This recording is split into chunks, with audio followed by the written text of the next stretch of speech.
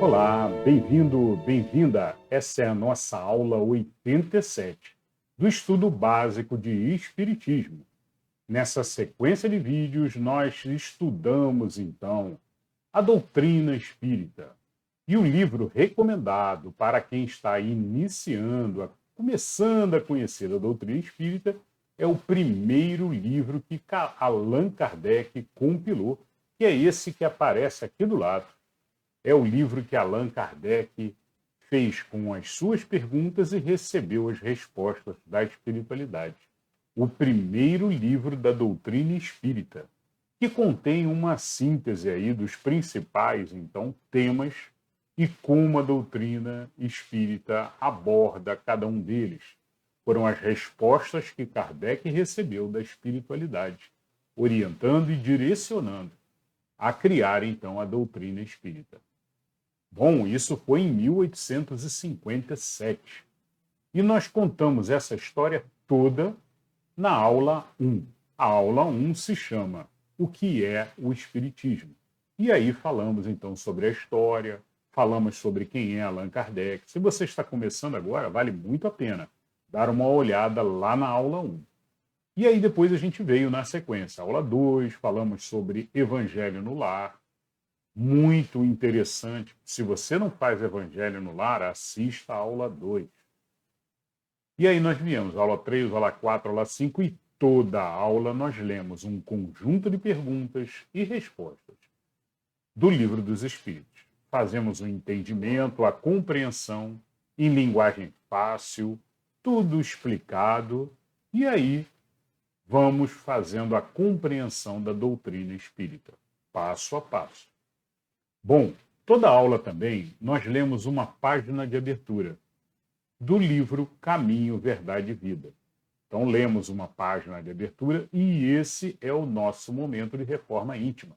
É um momento que a gente faz um aprendizado, retira então as pérolas de aprendizado para a gente colocar no dia a dia em prática na nossa vida. Bom, bora lá então. Hoje, no Caminho, Verdade e Vida, vamos ler uma página com o título Semeadura. E no livro dos Espíritos, nós estamos na terceira parte, falando sobre as leis morais. E estamos no capítulo 6, falando da sexta lei que os Espíritos passaram a Kardec, que se chama a Lei da Destruição. Já lemos 2 tópicos da Lei da Destruição e hoje vamos falar sobre os tópicos guerras e assassínio. Muito bem, bora lá então. Vamos para a leitura do Caminho, Verdade e Vida de hoje, com o título Semeadura. E o Caminho, Verdade e Vida, ele é um livro que ele sempre começa com um versículo e depois vem o texto de Emmanuel. É um livro do espírito Emmanuel, psicografado pelo Chico. Bora lá. O versículo de hoje diz: mas, tendo sido semeado, cresce. Jesus. Então, um dito de Jesus está em Marcos, capítulo 4, versículo 32. Muito bem, agora o texto de Emmanuel explicando.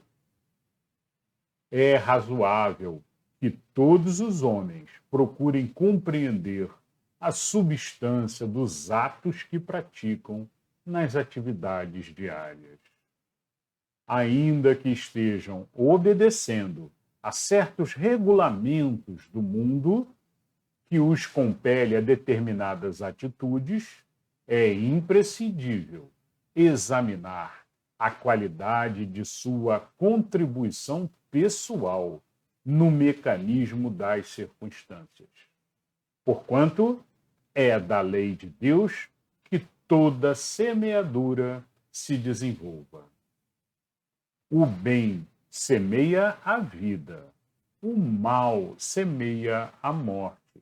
O primeiro é o movimento evolutivo na escala ascensional para a divindade.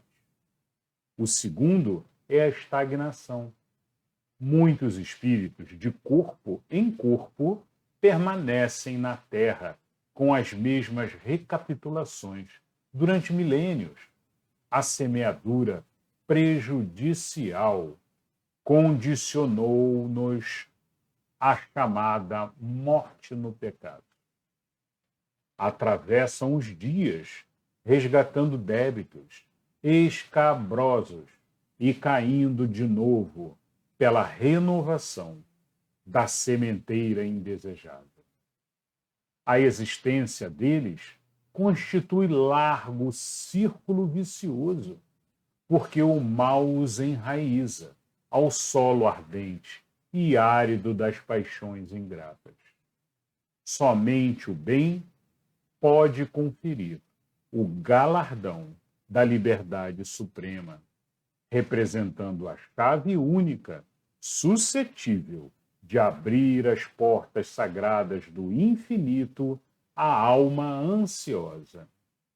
Haja, pois, suficiente cuidado em nós, cada dia, porquanto o bem ou o mal têm sido semeados, crescerão juntos de nós, de conformidade com as leis que regem a vida.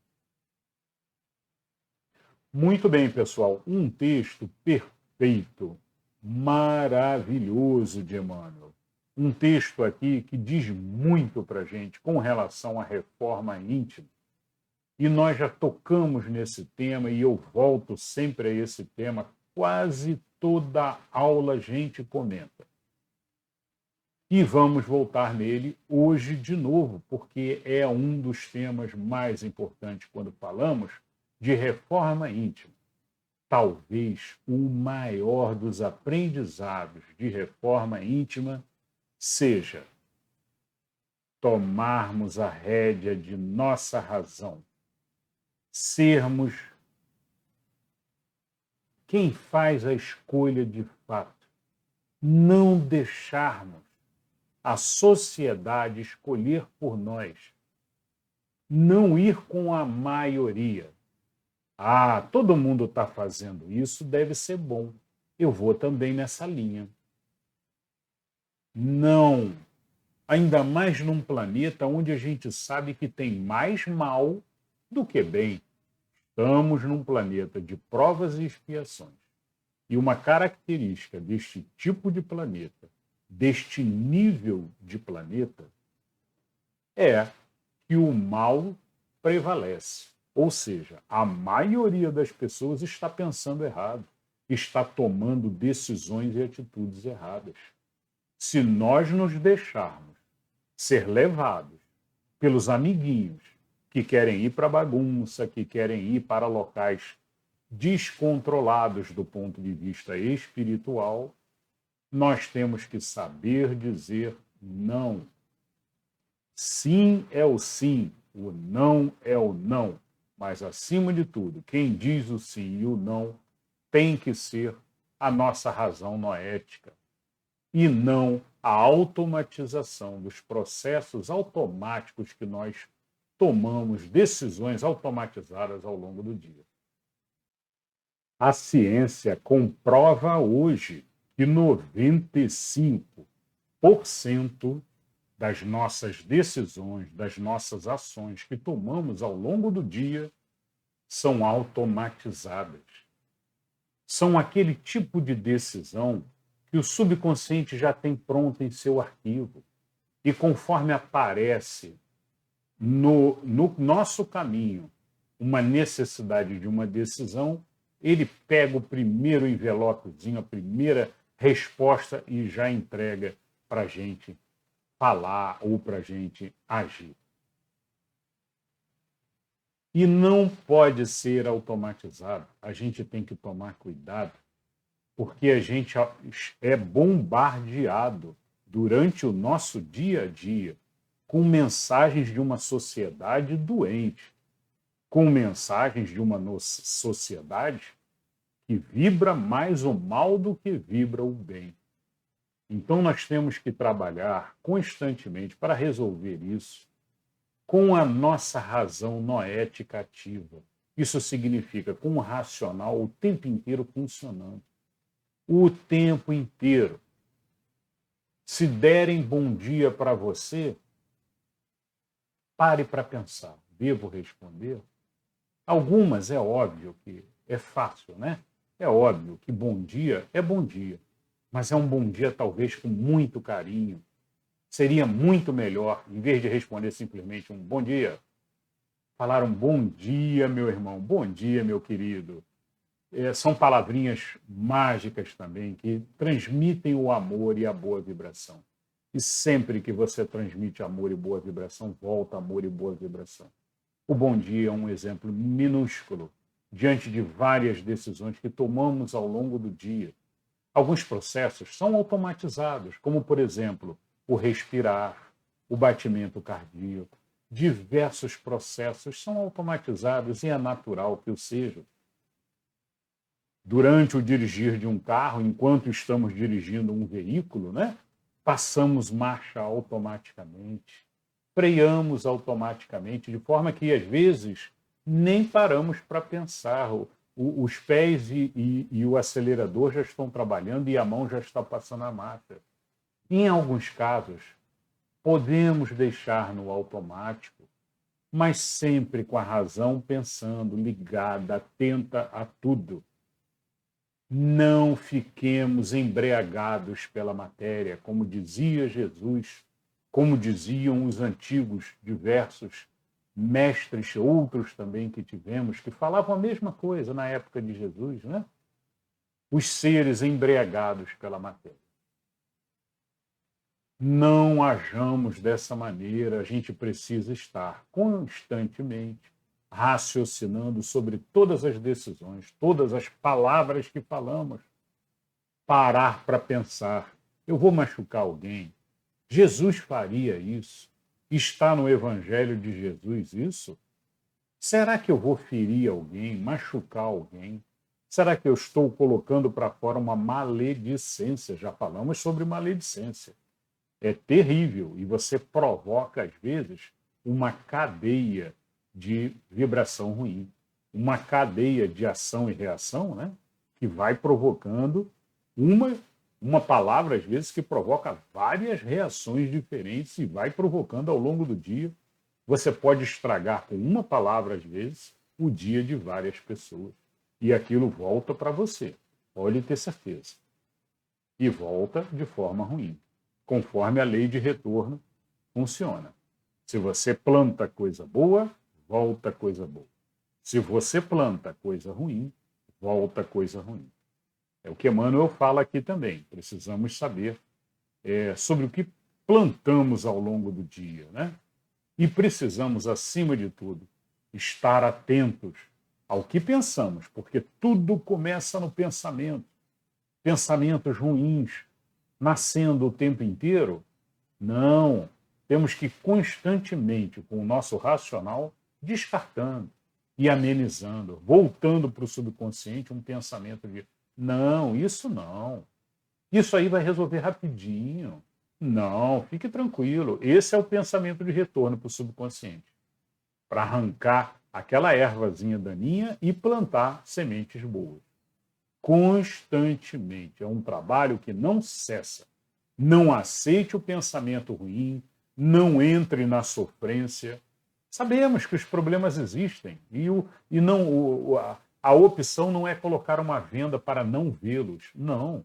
A opção é enxergar os problemas e as dificuldades que existem e que fazem parte da vida, mas enxergar de uma forma tranquila, serena, com a certeza de que vamos passar, que vamos em frente, com a certeza de que Deus está nos envolvendo com toda a sua bondade e caridade para nos ajudar nessa passagem desse problema, dessa dificuldade.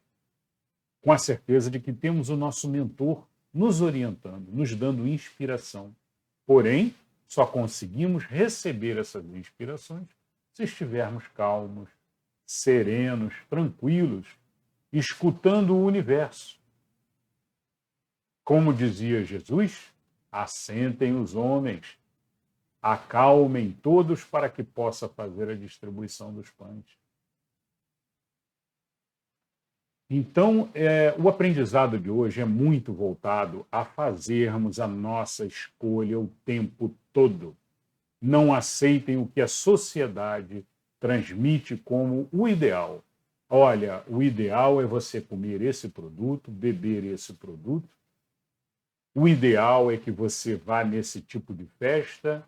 O ideal é que você haja dessa maneira. Não, não é uma sociedade doente, é uma sociedade que está num momento muito doente.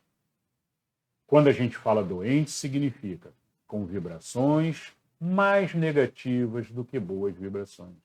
São poucas pessoas ainda trabalhando a positividade, pensamento bom, pensamento positivo constante.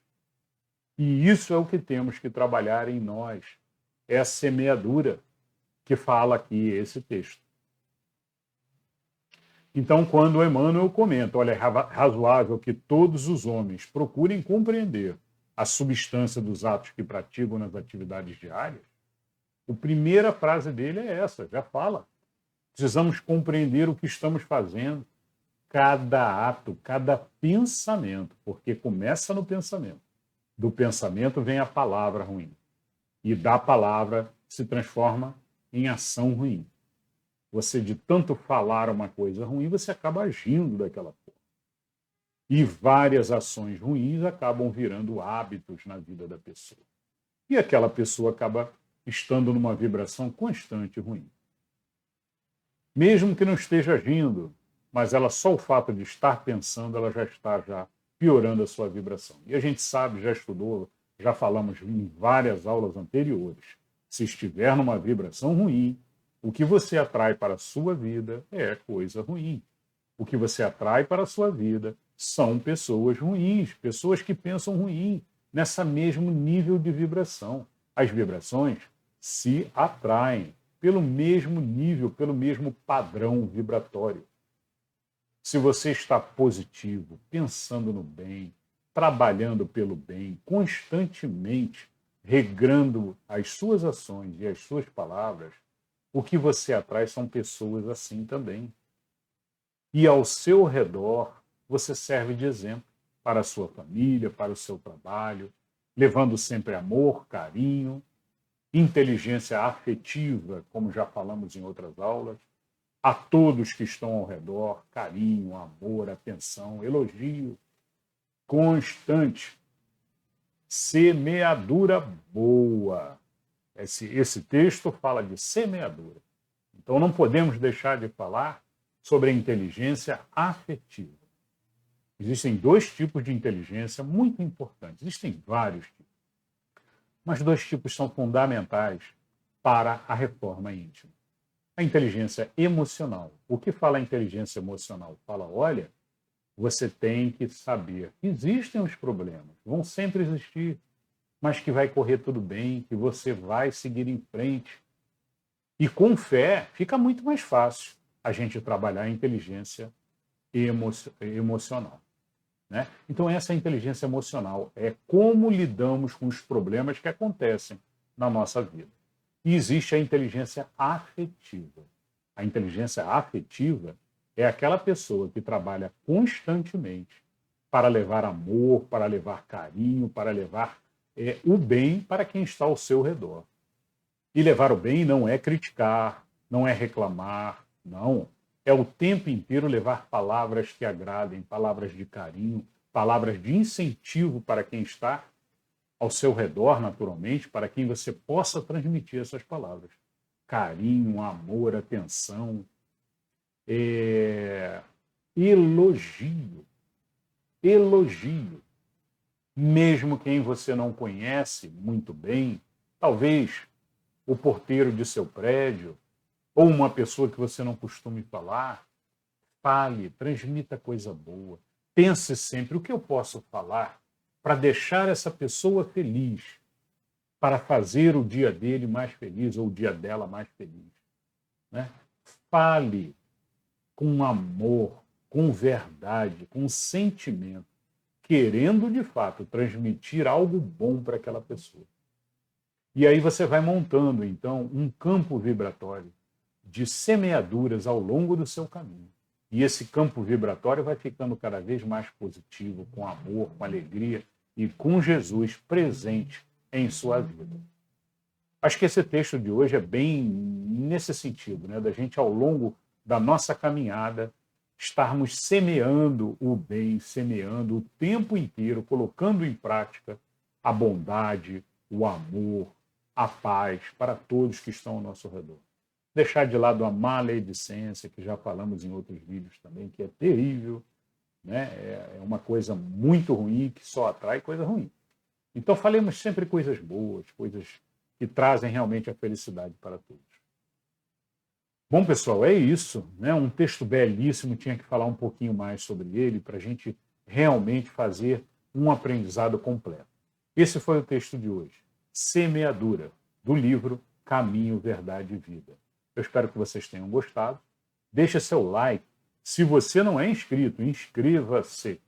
Inscreva-se para receber o aviso de novos vídeos.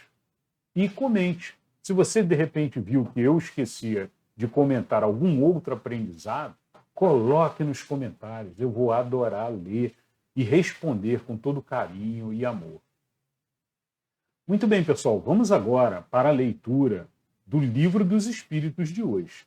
No Livro dos Espíritos, como mostra aqui o quadro aqui do lado, nós estamos no capítulo 6, falando das leis morais, dentro da parte terceira do Livro dos Espíritos. Capítulo 6, estamos na lei da destruição. É uma lei que Deus fez, e aí todo mundo olha, puxa, lei da destruição, nossa, por que Deus faria uma lei da destruição? Né? E a gente tem que compreender que para que haja transformação, é necessário que haja uma destruição, para que possa depois haver, então, o ressurgimento. Então é bem por aí, a lei da destruição, os espíritos falam muito nesse sentido. Olha, é uma lei que existe, que é natural, que é uma lei da natureza, e que ela faz parte, então, do nosso dia a dia, e que temos que compreendê-la e aceitá-la com mais naturalidade. Não é porque houve um alagamento numa região que essa região, depois de um tempo, ela não vai nascer flores ali, que ela não vai se renovar, que ela não vai, de repente, surgir uma nova floresta naquela região, né? O mundo está em constante transformação. Já passamos ao longo aí da nossa jornada nesse planeta aqui, ao longo de várias transformações, né? Em que um nível de planeta se transformou em outro. Lembramos da etapa em que tínhamos dinossauros, né? Houve uma transformação muito grande, uma destruição imensa, mas para renovar aquela fase, né? Para passar para uma outra fase, uma fase com animais mais leves, mais sutis, com seres também mais conscientes, inclusive nós. E é isso, a lei da destruição, na verdade, talvez pudéssemos chamá-la de lei da transformação. Muito bem, hoje nós vamos falar sobre dois tópicos dentro da lei da destruição, que estão aqui embaixo, na verdade são 7 tópicos, e nós vamos falar de 2. Vamos falar sobre guerras e assassínio. Nós já falamos anteriormente ali de destruição necessária e destruição abusiva, e falamos também de flagelos destruidores. Hoje, guerras e assassínio. Nós hoje vamos da questão 742 do Livro dos Espíritos até a questão 751. Bora lá, então. Nós vamos agora para a questão 742 do Livro dos Espíritos. Questão 742. Kardec pergunta: que é o que impele o homem à guerra? Ou seja, o que leva o homem à guerra? Resposta dos espíritos: predominância da natureza animal sobre a natureza espiritual e transbordamento das paixões. No estado de barbárie, os povos um só direito conhecem, o do mais forte. Por isso é que, para tais povos, o de guerra é um estado normal, à medida que o homem progride, menos frequente se torna a guerra, porque ele lhe evita as causas, fazendo-a com humanidade quando a sente necessário. Então, pessoal, naturalmente a resposta aqui é, olha, a guerra acontece quando existem povos e seres, né, que estão com um pensamento muito animal, com um pensamento muito selvagem, né? E aí falam os espíritos aqui da natureza animal. Né? Nós temos a natureza animal e a natureza espiritual, né, dentro de nós. E nós precisamos vencer a natureza animal, transformando ela cada vez mais como uma natureza espiritual. E evitar também o transbordamento das paixões. Né? O que os espíritos falam aqui do transbordamento das paixões é justamente os excessos das paixões terrenas, né? Que provocam não só guerras, mas brigas também. Né? Então, o ego exagerado, por exemplo, né, é um transbordamento das paixões. É um exemplo, mas é um só, existem diversos outros, né, que poderíamos aqui acrescentar. Qualquer paixão, vício da matéria, vício terreno, devemos descartar, tirar de nós. E esse é um trabalho de reforma íntima também, que temos que fazer, né? Tirar vícios e paixões constantemente. Muito bem, essa foi a 742. Vamos a 743. Pergunta Kardec. Da face da Terra, algum dia a guerra desaparecerá? Lembrando que esse texto é um texto de 1857. Né? A gente tem visto gradativamente as guerras diminuindo. Né? Na época de Jesus, você acordava pela manhã, não sabia se ia lutar uma batalha ao longo do dia. Né? Era constante guerras e batalhas e brigas entre povos, entre tribos, muitas vezes. Né? E isso vem diminuindo gradativamente. Né? Os povos vão evoluindo, as leis vão sendo criadas para diminuir as batalhas, as guerras, né? E ainda temos guerras hoje em dia, mas cada vez menos. Bom, a resposta aqui dos espíritos, né, a Kardec, desaparecerá a guerra? A resposta, sim, quando os homens compreenderem a justiça e praticarem a lei de Deus. Nessa época, todos os povos serão irmãos. Muito bem, lembrando que nós estamos num momento de transição planetária. Significa que nós estamos num planeta que vive um ambiente com uma determinada vibração, muito ligada ao mal, à violência, ao ódio, mas nós estamos gradativamente, passo a passo, melhorando. E vamos passar para vamos sair de provas e expiações, que é o nome desse estágio atual, e vamos para um estágio de planeta em regeneração. Um planeta em que equilibra o bem e o mal. Pelo menos o bem já começa a sobressair ao mal. Hoje em dia, não. Hoje em dia, você olha para o lado, todo mundo só vibrando e falando mal, e pessimismo constante, né, numa vibração, uma carga vibratória terrível. Mas o nosso planeta chega lá e estamos caminhando para isso. Assista aqui no canal depois, se você tiver interesse, lógico, o vídeo sobre transição planetária. Tem um vídeo intitulado Transição Planetária. Questão 744. Que objetivou a providência tornando necessária a guerra? Então ele pergunta, olha, o que Deus pretende, né, tornando necessária então as guerras? E resposta, a liberdade e o progresso. É essa a resposta dos espíritos. E quando a gente entende aqui a resposta progresso, não é progresso da sociedade humana, né? É progresso dos seres, evolução dos seres. E aí você pensa, puxa, mas como é que pode se progredir com guerras, com matança, né? Progride. Sempre que há qualquer tipo de renovação, qualquer tipo de destruição, vai haver uma renovação depois. Vai haver muito aprendizado. É um aprendizado sofrido, É um aprendizado doloroso? Sim, é. Mas com fé em Deus, constante. Todos os povos compreendem o erro, compreendem o que ocorreu e fazem muito aprendizado. E seguimos em frente. Com a certeza de que não é o fim. Os seres que, por um acaso, desencarnam na guerra vão encarnar de novo, numa outra possibilidade, talvez irmãos dos que guerrearam com eles, para que aprendam a conviver, para que compreendam que são companheiros. E assim seguimos, no processo de evolução. Dentro da questão 744, Kardec fez uma outra pergunta, pergunta A.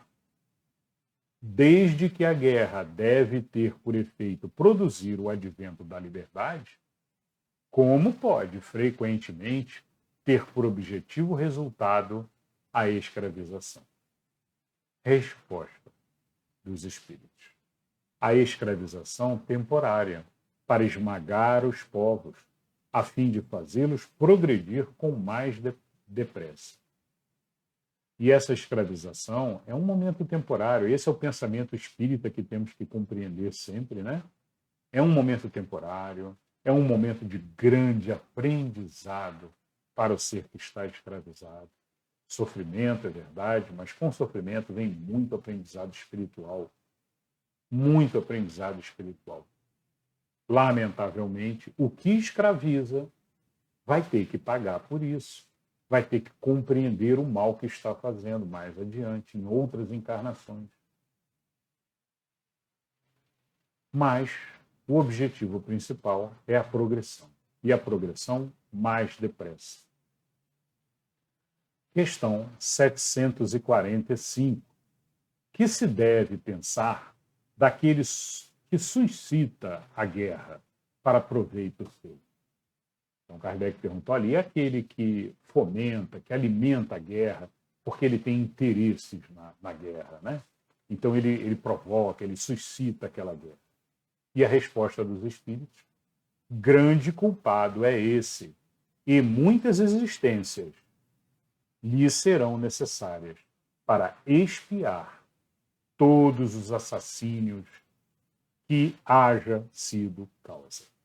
Porquanto, responderá por todos os homens cuja morte tenha causado, para satisfazer a sua ambição. Bom, já lemos em questões anteriores os espíritos falando que a intenção é tudo. Num caso desse, por exemplo, em que o ser tem intenção de causar o mal, sabendo que vai causar o mal, por interesse próprio, né? É a pergunta de Kardec aqui, é por proveito seu, né? Por interesse próprio do ser. Então aumenta muito a penalização dele. Por isso os espíritos falam, olha, grande culpado é esse. E muitas existências, ou seja, muitas reencarnações, terão que vir para esse ser, para que ele pague. Né? Os espíritos falam, para expiar. E aí é a expiação, o que nós falamos de expiação, né? de passar pelo sofrimento, passar por uma situação muito ruim, para que ele compreenda o mal que fez. Então é isso. A expiação é necessária nesse caso, né? Num caso de uma pessoa que provocou a guerra por interesses próprios. Né? Muito bem, vamos agora à questão. Entramos agora no título Assassínio, e dentro do título Assassínio, vamos à questão 746. É crime, aos olhos de Deus, o assassínio? Resposta: grande crime, pois que aquele que tira a vida ao seu semelhante corta o fio de uma existência de expiação ou de missão. Aí é que está o mal. Então, vejam que os espíritos aqui focam, olha, ele tá cortando, às vezes, uma existência em que aquele ser ali ia viver ali, expiação, ou seja, aquele ser ia continuar o seu sofrimento, e ele cortou antes da hora. Ou então, era um ser bondoso que tinha uma missão a cumprir, de repente, tinha algum projeto grande, e foi interrompido por esse outro ser. Então, é um grande crime. E vai ter da mesma forma, vai ter essa pessoa que causou o assassínio, vai ter provavelmente algumas encarnações aí para pagar, com expiações. Questão 747. É sempre do mesmo grau a culpabilidade em todos os casos de assassínio? Resposta dos espíritos. Já o temos dito, Deus é justo. Julga mais pela intenção do que pelo fato. Né? Então, exatamente o que eu comentei agora há pouquinho, né? Da intenção. Os espíritos aqui comentando, olha, cada caso é avaliado. Cada caso, às vezes ocorre um assassínio quase que sem intenção. Né? Algo que aconteceu, mas que ele não tinha a intenção de causar aquela morte. Ao contrário, às vezes até a intenção era boa, mas acabou causando a morte daquele outro ser, tentando ajudar, né? Por ignorância. Ou, nesse caso, é muito amenizado aquela falta. Né? Então é isso que os espíritos comentam aqui sobre a intenção, que já lemos em outras diversas questões. Tudo é considerado por Deus aqui, principalmente aqui a intenção do ser. Há necessidade de aprendizado ou não? Deus é extremamente justo. Se ele vê que foi algo sem a intenção, então não há necessidade de aprendizado. O ser sabe o valor da vida. É importante compreendermos sempre o valor da vida, né? É esse presente divino que temos que resguardar, cuidar da nossa saúde constantemente também. Muito bem, questão 748. Em caso de legítima defesa, excusa a Deus o assassínio? Ou seja, em caso de legítima defesa, né? Ele se defendeu a sua vida, ele foi atacado e ele se defendeu. Senão ele morreria, né? E aí o que Deus faria, né? E aí a resposta dos espíritos. Só a necessidade o pode excusar. Mas, desde que o agredido possa preservar a sua vida, sem atentar contra de seu agressor, deve fazer.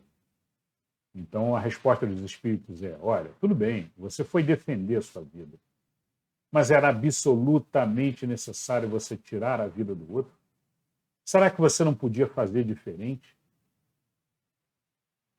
Será que havia necessidade realmente de tirar a vida do outro? Essa é a pergunta aqui dos espíritos. E tudo é considerado. Né? Se tinha como ele fazer de forma diferente e não tirar a vida do outro, deveria ter feito dessa outra forma. Mesmo que estivesse defendendo a sua vida. Tá? Essa é a 748, muito bem respondida, com uma coerência maravilhosa dos espíritos, né? E mostrando aqui a justiça divina como age. Questão 749. Tem o homem culpa dos assassínios que pratica durante a guerra? Então ele está numa guerra, está numa batalha, né? No meio de uma batalha tentando sobreviver. Ele tem responsabilidade? Né? Ele está ali, muitas vezes, ali direcionado, mandado para ali pelo exército, pelo seu país. Né? Resposta: não. Ou seja, a pergunta foi: tem um homem culpa dos assassínios? A resposta: não. Quando constrangido pela força, mas é culpado das crueldades que cometa, sendo-lhe também levado em conta o sentimento de humanidade com que proceda.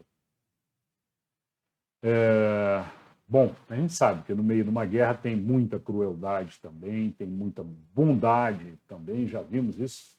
Até em alguns filmes, tem uns filmes famosos aí que falam sobre bondade no meio da guerra, no meio da batalha, né? Os seres que se recusam, às vezes, a atirar até, né? Que se recusam a lutar, a matar, para não tirar a vida do outro ser. Então, isso é muito valoroso. Mas, também, durante uma batalha, se estiver constrangido, né? Ou seja, ou você vai lutar ou você vai morrer, como acontecia muito no passado, né? Ele não é culpado. Né? Mas, se ele causar algum alguma específica crueldade, aí ele é penalizado. Então, tudo é milimetricamente observado pela espiritualidade e por Deus. Todos os sentimentos e tudo que você realiza no seu caminho, né, e os sentimentos que você está tendo durante aquilo. Dessa forma, Deus sabe se há necessidade ou não de aprendizado, de expiação para você, para o ser que cometeu isso, esse mal. Questão 750. Qual o mais condenável aos olhos de Deus? O parricídio ou o infanticídio? O parricídio é o assassinato dos pais, né? E o infanticídio é o assassinato de crianças, né? Então, é uma pergunta de Kardec aqui que, olha, o que é o pior, né? Então, os espíritos responderam naturalmente. Ambos o são igualmente, porque todo crime é um crime. Não adianta a gente ficar falando, o assassinato de crianças é pior, o assassinato de um adulto é pior, né? O assassinato de um idoso é pior. Não! Qualquer crime é um crime e deve ser evitado. É um crime contra a vida, é um crime contra as leis naturais. E aí, eu acrescento, temos que ter atenção também contra os crimes contra os animaizinhos, que sabemos, são nossos irmãozinhos de jornada. Os animais estão em evolução, são seres inferiores? São. Têm menos inteligência? Tem. Mas temos que também cuidar deles e evitar, dentro do possível, a morte desses seres. Da mesma forma. E aí é um acréscimo que eu faço aqui. Mas a resposta dos espíritos, olha, é a vida. Então não importa se é uma criança, se é um idoso, não tem pior ou melhor, não tem. Os dois são terríveis. Qualquer tipo de assassinato, né? Tirar a vida de alguém é terrível e é um ato que vai ter consequências. Para quem causou, naturalmente. Questão 751, é a última de hoje, sobre assassínio. Aí encerramos aqui o título assassínio. Como se explica que entre alguns povos já adiantados, sob o ponto de vista intelectual, o infanticídio seja um costume e esteja consagrado pela legislação, né? Então, essa pergunta de Kardec aí, em 1857. Provavelmente tinham sociedades que até incentivavam, né? Olha, se nascer mais de 2 filhos, homem, se nascer mais do que 2 filhos ou 3 filhos, não pode, tudo. Então, uma coisa terrível, mas de séculos passados, né? Medievais, aí, que hoje em dia estamos vencendo aí com a evolução do ser. Bom, resposta dos espíritos. O desenvolvimento intelectual não implica a necessidade do bem. Um espírito superior em inteligência pode ser mau. Isso se dá com aquele que muito tem vivido, sem se melhorar, apenas sabe. Então, isso lembra aqui para a gente um comentário que a gente leu lá no Caminho, Verdade e Vida, né? Que Emmanuel respondeu, olha, existem espíritos, né, que vêm encarnar e encarnam várias e várias e várias encarnações, sem evoluir, sem olhar para o alto, sem ter fé, sem trabalhar para Deus, sem fazer caridade, sem trabalhar para os irmãos, sem praticar o bem, sem procurar o bem constantemente. Existem seres que não evoluem várias encarnações e ficam voltando, parados, estacionados. A gente já aprendeu que a doutrina dos espíritos nos diz que não existe retrogradar, ou seja, a gente não volta para um estágio inferior. Não. Por que não volta? Porque todo aprendizado a gente não perde. O problema é que esse ser está muito lá embaixo, esses seres, né? e eles não sobem, eles ficam ali estacionados, querem passar o dia na beirada da lagoa, pescando, tranquilos, ignorando o restante, mas sem praticar o bem, sem fé, sem oração, sem evolução espiritual. Às vezes até estudam, às vezes até têm uma inteligência, como dizem aqui os espíritos, mas não conhecem o bem. Então, é importante estudar, é importante ter conhecimento dos aprendizados da matéria, sim, é importante. Os espíritos já falaram sobre isso em questões anteriores. Mas é importante também o estudo da espiritualidade, o estudo das doutrinas, o estudo de como melhorar a gente como o próprio ser, né? E, acima de tudo, o estudo do seu interior, ou seja, do seu eu interior, a busca da sua consciência interior. No Oriente se fala, olha, a busca do seu eu interior, né? Então o Espiritismo explica isso como a nossa consciência espiritual, que na matéria nós só ficamos aqui só com o presente momento. Nós só enxergamos o presente momento, o restante está guardado. Sob o manto da matéria encoberto. E a gente só recebe de vez em quando intuições. Mesmo assim, quando a nossa paz se faz presente, quando o nosso silêncio interior permite, quando não estamos nas atribulações e correrias do dia a dia. Aí o ser ocidental consegue ter uma percepção e ter intuições, então, dessa consciência maior que nós temos, inclusive de várias encarnações. Muito bem, pessoal, é isso, então, a leitura de hoje, a aula 87, vamos encerrando aqui. Eu espero que vocês tenham gostado, fizemos muitos aprendizados hoje, hein? Muitos aprendizados nessa aula, muito legal. Nos vemos, então, na próxima aula. Muita paz, sabedoria e luz nos corações de todos. Até a próxima aula.